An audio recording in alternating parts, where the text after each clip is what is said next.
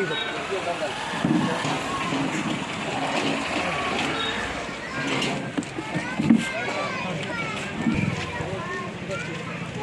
बस्ती में पिछले दिनों आग लगी थी और 8 मकानात कुल या जुज जल गए थे।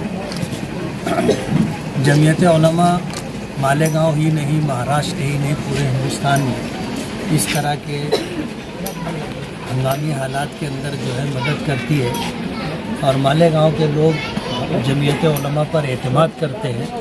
उनके एतमाद की वजह से हम लोगों को हौसला और हिम्मत मिलती है और हम लोग जो है लोगों के ताउन के साथ चलते हुए इस तरह के काम करते हैं।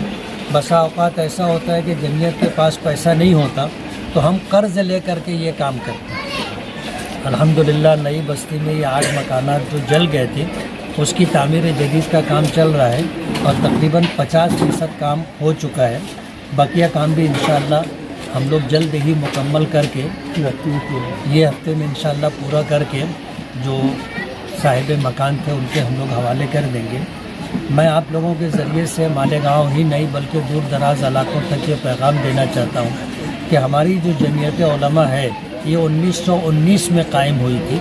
आज 100 साल से ज़्यादा अरसा इसके क़याम पर गुज़र चुका है और अल्लाह ताला का एक निज़ाम है कि जो चीज़ नफ़ा बख्श होती है अल्लाह उसे बाकी रखता है। जमीयत उलमा के अकाबिरीन और बुज़ुर्गों ने सिर्फ़ बात नहीं की, हमने हमेशा काम करके दिया है, जो वादा किया उसे पूरा किया। और इस सिलसिले के अंदर हम लोग खर्च का भी ये नहीं देखते कि कितना खर्च होगा, लोगों का एतमाद है और हम लोग जो है काम का बेड़ा जब उठाते हैं तो काम करके देते हैं।